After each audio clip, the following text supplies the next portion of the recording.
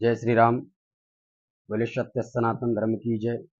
आज मैं आप सभी सनातन धर्म प्रेमी बंधुओं को एक ऐसी घटना सुनाने जा रहा हूँ जो घटना सुनकर आपके रोंगटे खड़े हो जाएंगे। हाँ, ये घटना कोई साधारण घटना नहीं है और कोई बनावटी घटना भी नहीं है। यह सत्य घटना है जो सनातन को तोड़ने के लिए प्रायः किया जा रहा है। तो आइए हम लोग इस घटने को क्रमबद्ध तरीके से श्रवण करते हैं। एक नगर था जिस नगर का नाम था प्रेमनगर। उस प्रेम नगर में जितने भी लोग रहते थे वो सब एक साथ मिलजुल कर आपस में एक दूसरे से प्रेम करते और बहुत ही प्रेम पूर्वक रहते थे। एक दूसरे के प्रति समर्पण भाव देखने को मिलता था। ऐसा समर्पण भाव कि देख करके मन अत्यंत प्रसन्न हो जाया करता था। इसलिए ही उस नगर का नाम पड़ा था प्रेम नगर। और उस प्रेम नगर में सिर्फ और सिर्फ सनातनी ही रहते थे, क्योंकि उस प्रेम नगर का ऐसा दिव्य महत्व था कि सनातनी के अतिरिक्त अन्य धर्म को मानने वाला उस गांव में कोई व्यक्ति नहीं था। उस गांव में सिर्फ और सिर्फ सनातनी ही थे और सनातनियों का एक दिव्य मंदिर था। उस मंदिर में वह सब सनातनी एक साथ पूजा पाठ करते थे और बड़े ही प्रेम पूर्वक, बड़े ही सुख पूर्वक जीवन व्यतीत करते थे। बहुत ही आनंद पूर्वक उस गांव में रहते थे। एक दिन की बात, गांव वाले मार्ग से निकले, कुछ भ्रमण करते हुए जा रहे थे और उसी मार्ग पर, जिस मार्ग से गांव वाले जा रहे थे, उसी मार्ग के किनारे एक लड़का घायल स्थिति में पड़ा हुआ था। और घायल स्थिति होने के कारण, क्योंकि वो गांव वाले एक दूसरे के प्रति समर्पण भाव रखते थे, इसलिए कोई भी व्यक्ति घायल पड़ा हुआ होता था तो उसका इलाज कराना वह अपना परम कर्तव्य समझते थे। तो वो गांव वाले चल पड़े और उस लड़के के पास पहुंचे। पहुंच करके उसकी हालत देखा तो हालत उसकी बड़ी गंभीर थी और इतनी गंभीर हालत कि उसे होश भी नहीं था और सर में भी काफी चोटें दिखाई पड़ रही थी। अनेकों प्रकार की स्थितियां उसकी देखने के बाद लोगों ने ये निर्णय लिया कि इसका इलाज तत्काल नहीं होगा तो ये मर जाएगा, इसकी मृत्यु हो जाएगी। अब गांव वालों ने सोचा कि इसका इलाज किस प्रकार से कराया जाए। गांव वालों की व्यवस्था जो थी वह बहुत ज़्यादा हाई फाई व्यवस्था, बहुत अच्छी व्यवस्था नहीं थी, क्योंकि ये घटना काफ़ी पुरानी है और उस समय बहुत ज़्यादा देहात क्षेत्रों में साधन की भी व्यवस्था नहीं थी। इसलिए लोगों के पास जो अपना साधन था, बैलगाड़ी, उसी बैलगाड़ी से लोग शहर जाया करते थे और अपने जो भी आवश्यक चीज़ें होती थी उनको वहाँ से लेकर के आते थे। अब गांव वालों ने सोचा कि इसको अगर हम लोग बैलगाड़ी के सहारे हॉस्पिटल लेकर के जाएंगे तो हॉस्पिटल यहाँ से काफ़ी दूर है और ले जाने में काफ़ी समय भी लग जाएगा। इसलिए हो सकता है कि हॉस्पिटल ले जाते इसकी मृत्यु हो जाए। इसलिए तत्काल इसको इलाज की आवश्यकता है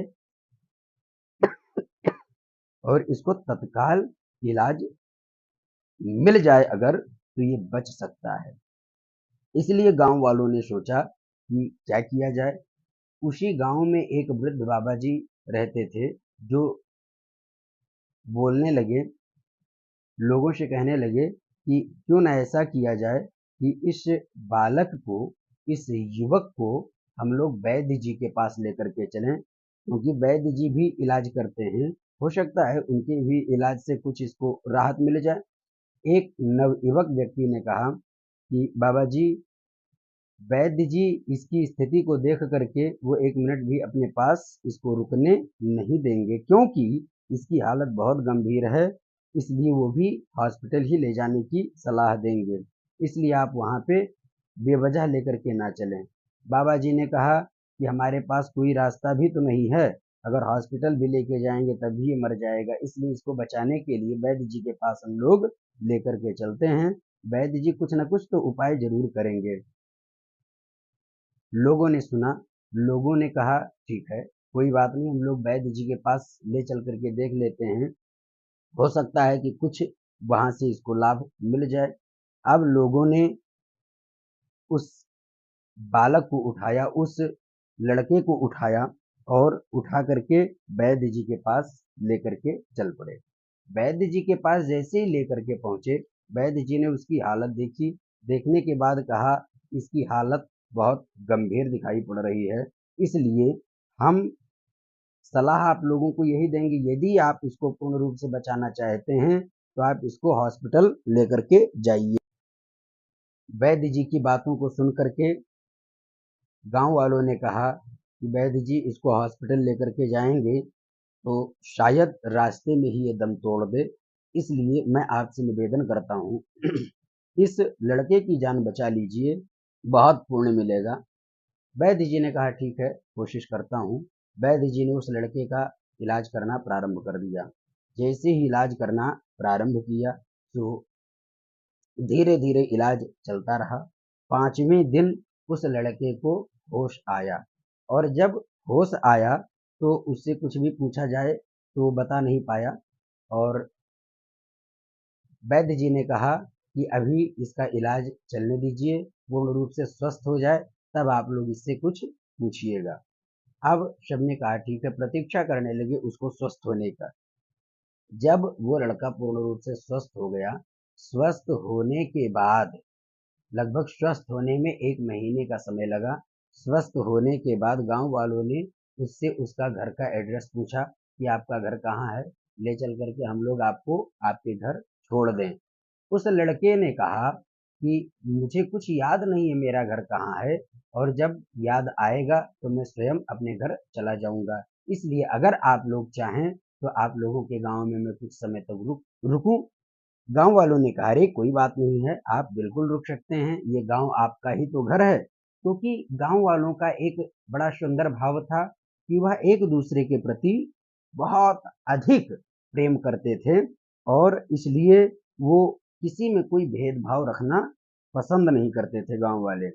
गांव वालों के बीच वो लड़का रहने लगा। जब गांव वालों का प्रेम वात्सल्य उसने देखा तो देख करके उसको लगा कि अगर इन गांव वालों को हम मोटिवेट करके अपने तरफ आकर्षित कर ले, अपने धर्म के तरफ हम आकर्षित कर लें, तो हमारा धर्म इस गांव के माध्यम से बहुत ज्यादा आगे बढ़ सकता है, क्योंकि वो लड़का इस्लाम धर्म से था और एक मुसलमान का लड़का था। उस लड़के का नाम था अब्दुल, और इसलिए उसने ये प्रदर्शित तो नहीं होने दिया गांव वालों के बीच, ये प्रदर्शित नहीं होने दिया कि हम एक मुसलमान हैं, हम एक मुस्लिम हैं। गांव वालों ने तो एक पीड़ित व्यक्ति का, एक परेशान व्यक्ति का सहायता किया था, पर सहायता का फल इतना भयानक भोगना पड़ेगा, यह गांव वालों ने कभी नहीं सोचा था। आगे देखिए किस प्रकार से यह लड़का गांव वालों के साथ कृत्य करता है। वह बड़ा ही प्रतिकूल कृत्य था। वो लड़का गांव वालों को अनेकों प्रकार से अपनी बातों में ऐसा जाल बना करके अपनी बातों में फंसाया गांव वालों को कि गांव वाले पूर्ण रूप से उस लड़के पर विश्वास करने लगे। धीरे धीरे वो लड़का गांव वालों का विश्वास जीतने के लिए गांव वालों के साथ मंदिर में भी जाने लगा, और मंदिर में जाते जाते वो लोगों को ये दिखावा दिखावा करने के लिए कि देखो मैं भी आपके भगवान से प्रेम करता हूँ। वो मंदिर में जाने के बाद ऐसा दिखावा करता भगवान से प्रेम करने का कि लोगों में ये भाव होने लगा कि ये हम लोगों से अधिक भगवान से प्रेम करता है। इसलिए धीरे धीरे समय व्यतीत होता गया और लगभग 6 महीने व्यतीत हो गए। 6 महीने में वह उस गांव में पूर्ण रूप से अपना आधिपत्य जमा लिया और आधिपत्य जमाने के बाद उसने सोचा कि अब इस गांव में किसी प्रकार से फूट पैदा किया जाए, क्योंकि जब तक फूट नहीं डाला जाएगा तब तक हमारा कोई भी दाल इस गांव में गल नहीं पाएगा। और इसलिए उसने फूट डालना प्रारंभ किया। जैसे फूट सबसे पहले उसने किस प्रकार से डाला, लोगों को तोड़ने का प्रयास करने लगा, क्योंकि जो एक दूसरे के प्रति समर्पण भाव था, उस समर्पण भाव को खत्म करना इसके लिए परम आवश्यक था, तभी अपने मकसद में कामयाब हो पाता। और फूट उसने किस प्रकार से डाला, उसने सबसे पहले एक दूसरे को जातिवादिता के नाम पर तोड़ने का प्रयास किया। उसने अनेकों प्रकार से लोगों में ऐसा दूषित भाव पैदा कर दिया कि जिससे लोग एक दूसरे के प्रति ईर्ष्यात्मक होने लगे। और जब ईर्ष्यात्मक भाव लोगों में आने लगा तो आप लोग स्वयं जानते हैं कि जातिवादिता का जो ईर्ष्या लोगों के मन में भर भर दिया जाता है, यह ईर्ष्या लोगों को एक दूसरे के खून का प्यासा बना देता है। और ऐसा छुआछूत का उसने ऐसा प्रतिकूल भाव लोगों के मन में जागृत किया कि यादव, ठाकुर, गुप्ता, ब्राह्मण, शूद्र इत्यादि जितने भी जाति के लोग उस गांव में थे, पहले तो सब एक साथ रहते थे और जो नियम कायदे थे उन नियम कायदों का पालन करते हुए बड़े प्रसन्नता पूर्वक रहते थे। पर इस लड़के के द्वारा ऐसा कृत्य किया गया, ऐसा फूट डालने का कोशिश किया गया जिससे लोग एक दूसरे से अलग होने लगे। और एक दूसरे से अलग होने के कारण धीरे धीरे लोगों में ईर्ष्यात्मक भाव पैदा होने लगा। जब ईर्ष्यात्मक भाव पैदा होने लगा, एक दूसरे के खून के प्यासे जब लोग होने लगे, तब इसने अपना योजना लोगों को बताया कि अगर आप लोग हमारा धर्म, क्योंकि अब देखिए आपके सनातन धर्म में इतनी जातिवादिता और इस प्रकार से ईर्ष्यात्मक भाव वाले लोग हैं, इस प्रकार से ईर्ष्या करते हैं, अनेकों प्रकार की भाव लोगों के मन में उसने जागृत किया। उसने कहा, यदि आप लोग हमारे इस्लाम धर्म को मानने लगें तो हमारे इस्लाम धर्म में ऐसी कोई समस्या नहीं है, किसी भी प्रकार के जातिवादिता का कोई भेदभाव नहीं है, कोई छुआछूत का भाव नहीं है। ऐसा अनेकों उदाहरण दे करके उसने उसने लोगों को इस्लाम स्वीकार करने पर मजबूर कर दिया। ऐसा लोगों के मन में जहर घोला कि उस जहर का प्रभाव लोगों के ऊपर इतना असर किया, इतना असर हुआ लोगों पर कि लोग धीरे धीरे उसकी बातों में आकर के सनातन को छोड़ करके इस्लाम को मानना प्रारंभ कर दिए। अब धीरे धीरे धीरे धीरे उस गांव में ऐसी स्थिति हो गई कि सनातन को मानने वाले मात्र एक दो ही बचे, 1-2% ही लोग बचे और इस्लाम को मानने वाले सबसे अधिक लोग उस गांव में हो गए। अब धीरे धीरे उस व्यक्ति ने, उस लड़के ने उस गांव का नाम रख दिया, अपने नाम के साथ उस गांव का नाम जोड़ दिया।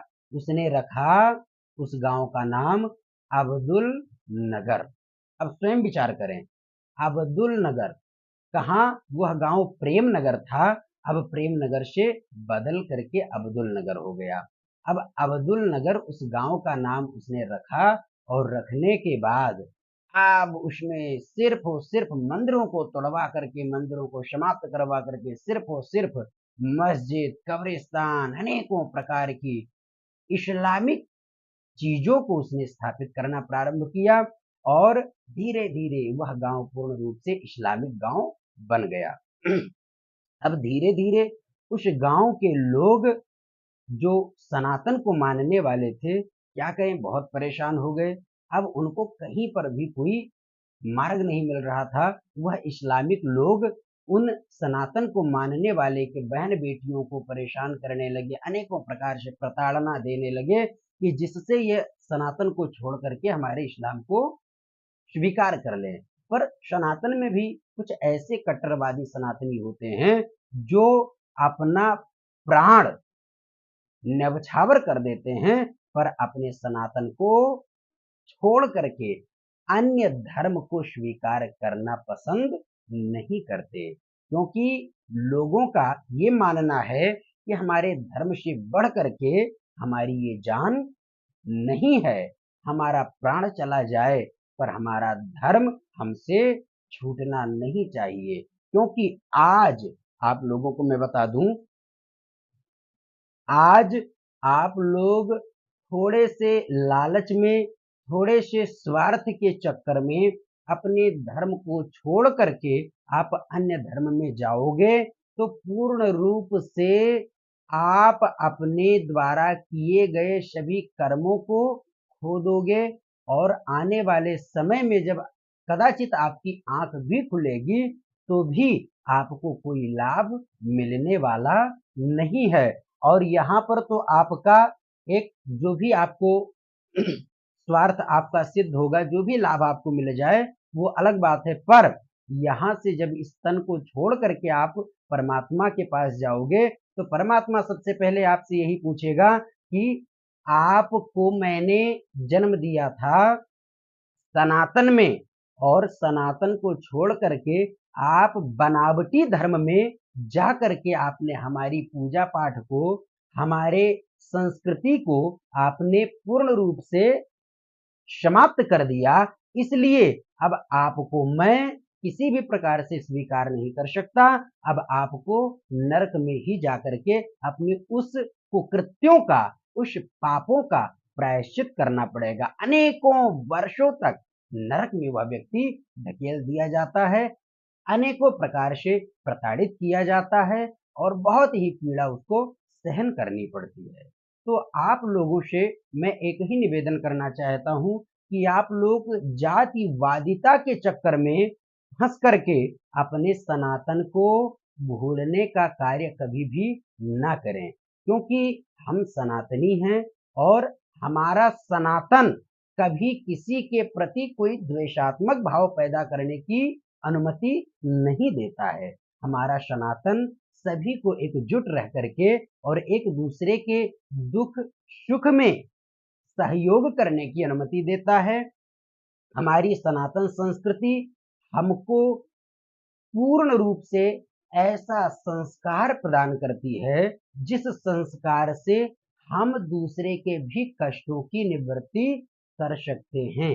पर आप लोगों से मैं बार बार ये प्रार्थना करूंगा, बार बार ये आप लोगों से मैं निवेदन करूंगा कि आप लोग इन बातों पर विशेष ध्यान दीजिए कि कुछ ऐसे दुष्ट प्रवृत्ति के लोग जो आपके सनातन को तोड़ने का कार्य करते हैं, क्योंकि वर्तमान समय में इस्लाम में ऐसे कई संगठन चल रहे हैं जिन संगठन के माध्यम से लोग अपना नाम और पहचान छुपा करके आएंगे आपके पास और आपके साथ मिलजुल करके वह काफी समय तक अपना समय आपके साथ व्यतीत करेंगे। उसके बाद धीरे धीरे धीरे धीरे जब आप पर पूर्ण रूप से विश्वास स्थापित कर ले जाएंगे, उसके बाद धीरे धीरे आपके अंदर फूट पैदा करना प्रारंभ कर देंगे और वही सनातन को तोड़ करके इस्लाम को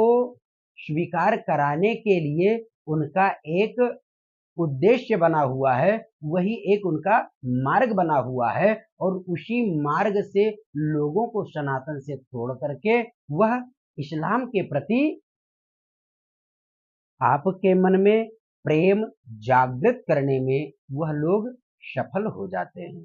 इसलिए आप सभी से निवेदन है कि ऐसे समस्याओं का शिकार आप कभी भी ना बने, अपने सनातनी गांव को कभी भी इस्लामिक गांव ना बनने दें और अपने बहन बेटियों के सुरक्षा के लिए सदैव ध्यान रखें कि किसी भी इस्लामिक जिहादी विचारधारा के व्यक्ति को कभी भी आप पनाह न दें, कभी भी आप ऐसे विचारधारा वाले व्यक्ति को अपने आसपास 1 मिनट भी बैठने न दें, क्योंकि इन लोगों को ऐसा ट्रेंड किया जाता है कि ये लोग अगर 10 मिनट आपके पास बैठ जाएं तो आपके मन को अपने तरफ आकर्षित करने में कामयाब हो जाते हैं। और एक बात आप लोगों को और भी बता दूं कि मस्जिदों में जब ये लोग नमाज पढ़ने के लिए जाते हैं तो वहां नमाज नहीं पढ़ते हैं, कोई इबादत पूजा इत्यादि नहीं करते हैं। ये हर शुक्रवार को मंदिरों में सिर्फ और सिर्फ इसलिए जाते हैं क्योंकि इनकी एक योजना बन सके, सनातन को तोड़ने की रणनीति इनकी वहां पर बन सके। इसलिए जैसे 50 मुसलमान वहां मस्जिद में इकट्ठा हुआ नमाज पढ़ने के लिए, तो वहां पे एक इनका योजना बना कि किस प्रकार से हमें सनातन को तोड़ने का कार्य करना है, किस प्रकार से सनातनी को अपने धर्म के अंदर सनातनी को लेकर के आना है। इसी प्रकार से अनेकों प्रकार का इनका वहां पर विचार विमर्श होता है मस्जिद में। और नमाज तो सिर्फ एक बहाना है, असली मकसद इनका सनातन को मिटाना है। इसलिए आप लोगों से मैं बार बार निवेदन करता हूं, आप लोग अपनी पहचान को छुपाने का प्रयास मत करिए, अपनी पहचान को आप छुपाइए मत। आप लोग भी जैसे ये लोग अपने सर में टोपी लगाने से, कुर्ता पैजामा पहनने से ये परहेज नहीं करते हैं, ये शर्म नहीं करते हैं कि मैं टोपी लगा करके चलूंगा और इतना झुल्ल कुर्ता पैजामा पहन करके चलूंगा तो लोग हमें देख करके हम पे हंसेंगे। इसका भाव इनके अंदर तनिक भी इसलिए नहीं आता है क्योंकि सिर्फ ये लोगों को दिखाना चाहते हैं कि देखो हम अपने इस्लाम के प्रति पूर्ण रूप से समर्पित हैं, और ये अपने धर्म को पूर्ण रूप से लोगों के सामने ऐसा प्रदर्शित करने का प्रयास करते हैं कि जिससे लोगों के मन में यह भाव जागृत हो कि सभी मुसलमान अपने धर्म के प्रति समर्पित और पूर्ण रूप से ये अपने धर्म को बहुत मानते हैं, इनका धर्म बहुत ही महान है। लोगों के दृष्टि में ये अपने धर्म को महान बनाने की कोशिश करते हैं, इसलिए इतने कठोर कठोर नियम ये आप लोगों को बताएंगे, जबकि है कुछ भी नहीं, पर ऐसे कठोर नियम बताएंगे कि जिसको सुन करके लोगों को लगेगा कि अरे ये तो बहुत महान धर्म है। जैसे लोग इसमें रोजा रहते हैं तो रोजा में कहेंगे मैं पानी नहीं पीता हूं, ये नहीं करता हूं, वो नहीं करता हूं, दुनिया का नौटंकी बताएंगे। पर उन नौटंकियों में इनका सिर्फ एक दिखावा है, वह नौटंकी इनका सिर्फ एक दिखावा है। बताइए, सुबह तुम अनेकों प्रकार से जीवों की बलि चढ़ा करके, जीवों की हत्या करके और उसका आहार तुम करते हो और दिन भर कहते हो कि हम व्रत हैं। ऐसा भी कोई व्रत होता है क्या? अरे किसी जीव की हत्या करके आप अपने आप को भगवान का या अपने जो भी हो, हम इस्लाम के किसी भी इष्ट का हम नाम नहीं लेंगे, क्योंकि वह हमें अपने सनातन के अतिरिक्त, सनातन देवी देवताओं के अतिरिक्त उसका नाम लेने का कोई अधिकार नहीं है, क्योंकि हम सनातनी, हम सिर्फ अपने भगवान का ही नाम ले सकते हैं। इसलिए मैं संक्षिप्त में इसको बताना चाहता हूं कि किसी जीव को कष्ट दे करके, किसी भी जीव को आप देख लीजिए कष्ट दे करके और आप कोई भी इबादत, किसी का भी इबादत और उसका पूजा इत्यादि जो कुछ भी है आप करेंगे तो वह कभी भी स्वीकृत नहीं होगा। कोई भी देवी देवता उस पूजा को स्वीकार नहीं करेगा। राक्षसी कर्म करने वाला, क्योंकि किसी जीव को कष्ट पहुंचाना यह कार्य कौन करता है? सिर्फ और सिर्फ राक्षस करता है। राक्षसी कर्म करने वाले का कार्य स्वीकार सिर्फ और सिर्फ राक्षसी ही देवता करता है, सिर्फ और सिर्फ राक्षस ही उसको स्वीकार कर सकते हैं। इसलिए ऐसा कृत्य अगर ये करते हैं तो निश्चित तौर पर समझ लीजिए कि यह राक्षसी वंशज ही हैं, राक्षस के ही वंशज हैं। इसलिए आप लोग अपने धर्म को पूर्ण रूप से समझने का प्रयास करें। सनातन शाश्वत है और सनातन न तो कभी मिटने वाला था, न मिटने वाला है और न मिटने वाला रहेगा। सनातन अमिट है और हाँ, कुछ दुष्टों की वजह से थोड़ी बहुत समस्याएं उत्पन्न हो सकती हैं, पर सनातन कभी मिट नहीं सकता है। इसलिए आप सभी से निवेदन है कि आप लोग सनातन के प्रति पूर्ण रूप से समर्पित होइए और अपने धर्म को आप मजबूती प्रदान करें। ऐसे लुटेरों के चक्कर में फंसने की आवश्यकता नहीं है।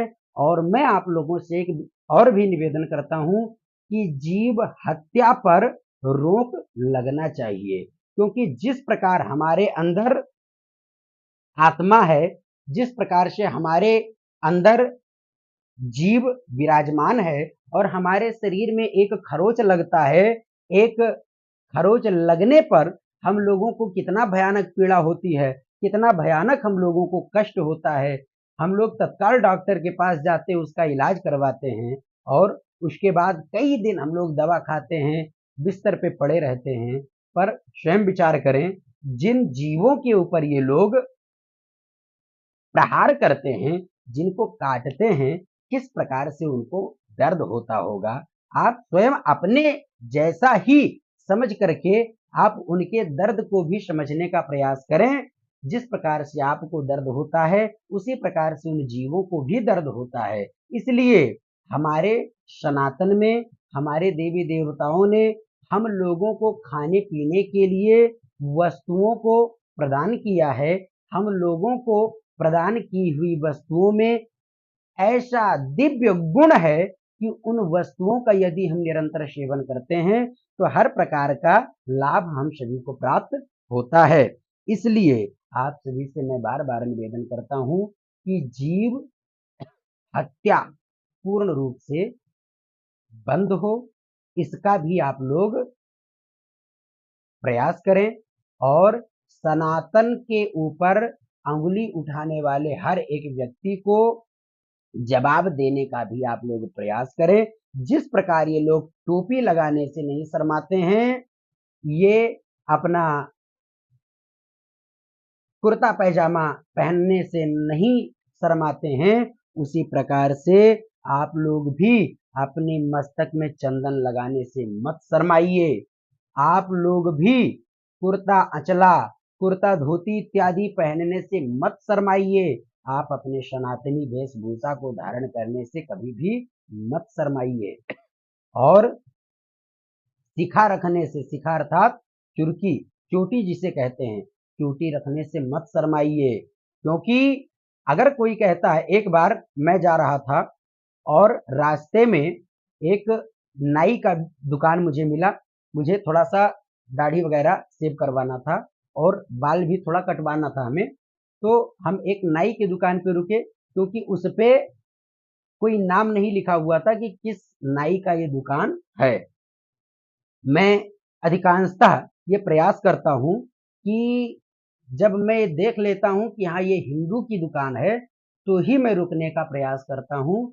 अन्य इस्लामिक दुकानों पे कभी मैं नहीं रुकता, कभी कोई सामान मैं नहीं लेता। तो वहां पर मैं जब उस नाई के दुकान पे रुका, तो एक व्यक्ति से मैंने पूछा, भैया ये किस जाति के हैं, किस धर्म के हैं जो दुकान किए हुए हैं, मुसलमान नाई तो नहीं है? तो उसने कहा कि नहीं, ये मुसलमान नाई नहीं है, ये हिंदू नाई है और यहाँ पर काफी दिनों से इनकी दुकान चल रही है। हमने कहा बहुत अच्छी बात है। मैं गया उसकी दुकान पर बैठा, हमने कहा भैया थोड़ा सा दाढ़ी हमारा सेट कर दीजिए और हमारा बाल भी थोड़ा सा काफी डिस्टर्ब हो गया है, बाल भी सेट करना है, बाल भी काटना है। तो उसने कहा कि ठीक है महाराज जी, हो जाएगा, कोई दिक्कत नहीं, बैठिए, एक लोग का हम दाढ़ी बना दें, उसके बाद आपका कार्य कर देंगे। हमने कहा ठीक है। मैं बैठा हुआ था, जब उसने उस व्यक्ति का दाढ़ी बनाया, बाल काटा। बाल काटने के बाद उसने हमें बैठाया और बैठा करके बोला कि महाराज जी दाढ़ी वाढ़ी आपका हम सेट कर दिए हैं, अब बाल काट दें आप। हमने कहा ठीक है, बाल काटने लगा। एक मुस्लिम का लड़का पहुंचा और उसने हमारे, क्योंकि हमारी चोटी जो है बहुत बड़ी बड़ी है, तो चोटी में हमेशा गांठ लगी रहती है। मंत्रों के द्वारा हम हमेशा शिखा, सुबह पूजा करते समय अपनी शिखा पर गांठ लगाते हैं, शिखा बांधते हैं, उसके बाद ही पूजा पाठ करते हैं। ये शास्त्रोक्त नियम है, उस नियम के अनुसार कार्य करते हैं। उसने हमारी शिखा को देखा और देख करके वो कह रहा है आपस में, वो एक उसका साथी और भी था, उसने आपस में बात किया कि ये शिखा इस प्रकार से रखा हुआ है, चलो धीरे से इसकी शिखा को हम लोग काट दें। हमारे कानों तक ये आवाज पहुंच गई। मैंने उस नाई से बोला भैया रुक जाओ 2 मिनट। हमने पीछे घूम करके देखा, उसको आवाज दिया। हमने कहा क्या बात है, क्या आपस में बात कर रहे थे तुम लोग? उसने कहा कुछ नहीं। हमने कहा नहीं, अभी कह रहे थे कि इसकी शिखा को अर्थात इसकी चोटी को काट दिया जाए। तो उसने कहा कि हाँ कह रहे थे, तो आप क्या करोगे?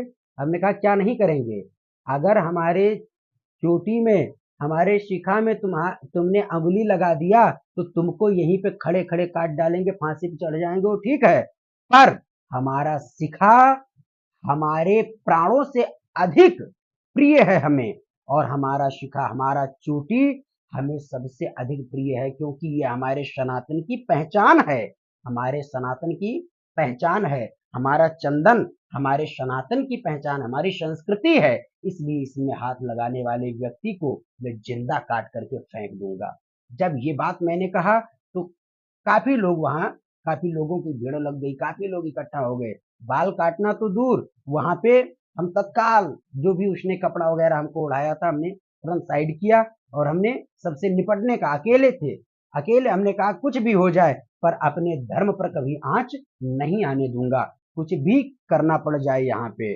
और अंतिम में भगवत कृपा हुई कि भगवान ने, जैसे 10 मुसलमान इकट्ठा हुए तो 5 हिंदू भी वहां इकट्ठा हुए, और उन हिंदुओं ने भी हमारा सपोर्ट किया, और सपोर्ट करने के बाद उन मुसलमानों के खिलाफ हम लोगों ने कार्रवाई भी किया, और कार्रवाई करने के बाद हम वहां से आए। तो इस प्रकार से आप लोग अपने धर्म के प्रति समर्पित होइए। कोई अंगुली उठाता है तो अंगुली उठा करके वह वहां से जाने ना पावे, उसके पहले आप वहां उसको उत्तर दे दीजिए, तभी आपकी सनातन पूर्ण रूप से सुरक्षित हो पाएगी, तभी सनातन बच पाएगा। अगर उसने आपके सनातन पर आवाज उठाया और आवाज उठाने के लिए आपने सोचा कि मैं अकेला हूं, क्या कर पाऊंगा इसका, या अनेकों प्रकार, चलो आप अकेले हैं, मुस्लिम बाहुल्य क्षेत्र में हैं, तो आप अकेले कुछ नहीं कर सकते हैं। आप किसी संगठन, हिंदू संगठन को फोन करें। आप अपने मोबाइल में कई हिंदू संगठनों का नंबर रखें, आप हिंदू संगठन को फोन करें और फोन करके आप तत्काल उनसे बोलें कि भैया ऐसी बात है और इस प्रकार से मुझे प्रताड़ित किया जा रहा है। जहां तक मेरा विश्वास है हिंदू संगठन वहां पे तत्काल पहुंचेगा। यदि कोई भी संगठन नहीं पहुंचता है तो आप हमारा संगठन हिंदू सनातन सेना नाम का कट्टर हिंदूवादी संगठन है, और इस संगठन का नंबर आप अपने पास रखें। आप इस संगठन को फोन करें, तत्काल आपके पास संगठन के पदाधिकारी पहुंचेंगे, और कोई भी इस्लामिक विचारधारा का व्यक्ति आपके ऊपर जो भी टिप्पणी किया होगा उसका वहीं पर जवाब दे करके तभी वापस आएंगे। यह मेरा वादा है। इसलिए आप सभी से मैं विनम्र निवेदन करता हूं, मेरा मुख्य उद्देश्य, मुख्य कार्य जिसके लिए मैं इतना समय आपके बीच रहा, मैं सिर्फ आपसे ये कहना चाहता हूं कि आप लोग अपनी पहचान छुपाइए मत, अपनी पहचान प्रदर्शित करिए। आप सनातनी हैं तो किसी भी सनातनी के मस्तक में ऐसा कभी भी ना हो कि बिना चंदन का उसका मस्तक दिखाई पड़े। हमेशा आप अपने मस्तक में चंदन लगा के रखो। कोई भी सनातनी कभी बिना चंदन लगाए अपने घर से बाहर ना निकले। हमेशा आप चंदन लगा करके निकलिए। और एक नियम आप लोग और भी प्रारंभ करिए अपने सनातन को यदि आप मजबूत करना चाहते हैं तो। अगर आप अपने सनातन को मजबूत करना चाहते हैं तो आप नित्य चंदन लगाइए, शिखा रखिए, कुर्ता धोती इत्यादि पहनना चाहें तो पहनिए। ये सब कार्य तो करना जरूरी है ही, पर एक काम और भी करना जरूरी है। वो क्या है? आप लोग प्रतिदिन प्रतिदिन भगवत पूजन करें। और उसके बाद यदि हफ्ते में एक दिन आप भगवान के लिए समय निकाल पावे तो, ना निकाल पावे तो एक दिन काम का हर्जा कर दीजिए। हर्जा करके आप समय निकालिए। क्यों? क्योंकि हम लोग जब तक ऐसा नहीं करेंगे तब तक हमारा सनातन मजबूत नहीं होगा।